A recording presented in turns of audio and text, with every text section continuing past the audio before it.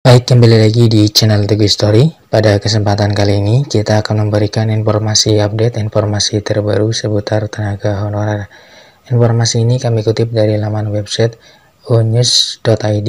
Informasinya yaitu hasil tindak lanjut rapat kerja laporan pendataan Menpan RB dan DPR SPTJM penting. 5 instansi ini di blacklist. Simak informasinya baik-baik. Unews.id. Pemerintah melalui Menteri Pan-RB Abdullah Azwar Anas dan Komisi 2 DPR RI kembali mengadakan rapat kerja membahas penanganan tenaga honorer di instansi pemerintah. Pada kesempatan tersebut, Menpan RB memaparkan hasil tindak lanjut penanganan honorer yang terdiri dari 4 prinsip penting. Prinsip pertama adalah menghindari PHK massal demi menghargai jasa tenaga honorer yang sudah lama mengabdi di instansi pemerintah.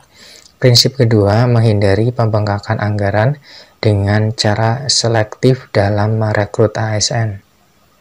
Prinsip ketiga, pemerintah tidak akan mengurangi pendapatan tenaga honorer saat ini. Prinsip keempat, penyelesaian tenaga honorer akan dilakukan sesuai regulasi yang ada. Selain itu, dalam rapat kerja tersebut, Menpan RB juga menyinggung terkait laporan hasil pendataan non-ASN serta kelengkapan SPTJM. Diketahui masih ada 5 instansi yang belum melengkapi unggahan SPTJM terhadap data tenaga honorer. Hal ini membuat BKN membuka kembali aplikasi pendataan non-ASN hingga 31 Maret 2023. Perpanjangan tenggat waktu untuk SPTJM ini menjadi kesempatan terakhir bagi honorer pada instansi tersebut agar tidak terancam di blacklist oleh BKN. Dalam menindaklanjuti hasil penataan non-ASN, Menpan RB berkoordinasi dengan BPKP untuk melakukan audit data yang disampaikan pada sistem pendataan non-ASN BKN. Komisi 2 DPR RI juga mendorong Menpan RB supaya segera membereskan dan melengkapi secara utuh SPTJM tenaga honorer seluruh instansi. Kelengkapan SPTJM tenaga honorer sangat penting dan akan berpengaruh pada data dasar dalam penyusunan peta arah penyelesaian tenaga non-ASN.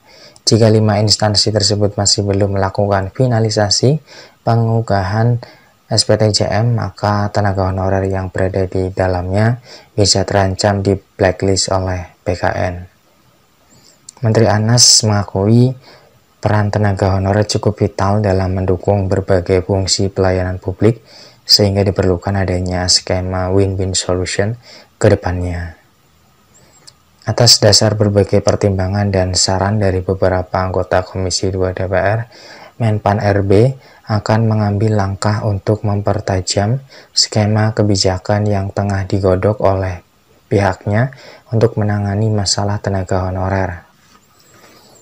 Dengan adanya upaya serius dari pemerintah untuk menyelesaikan masalah tenaga honorer di instansi pemerintah, diharapkan situasi tenaga honorer di masa depan dapat lebih baik dan teratur. Menpan RB menyampaikan bahwa pemerintah sangat serius dalam melakukan penataan SDM. Sebab peran tenaga honorer memberikan kontribusi besar dalam pemerintahan dan sangat vital dalam mendukung berbagai fungsi pelayanan publik. Oleh karena itu, pemerintah perlu mencari skema win-win solution untuk menangani masalah tenaga honorer. Dalam rapat tersebut, Menpan RB juga akan mengambil langkah untuk mempertajam skema kebijakan yang tengah digodok oleh pihaknya untuk menangani masalah tenaga honorer atas dasar berbagai pertimbangan dan saran dari beberapa anggota Komisi 2. Demikian informasi yang bisa kami share, semoga bermanfaat. Tetap semangat dan optimis, selalu berdoa. Terima kasih atas perhatiannya. See you next time. Assalamualaikum warahmatullahi wabarakatuh.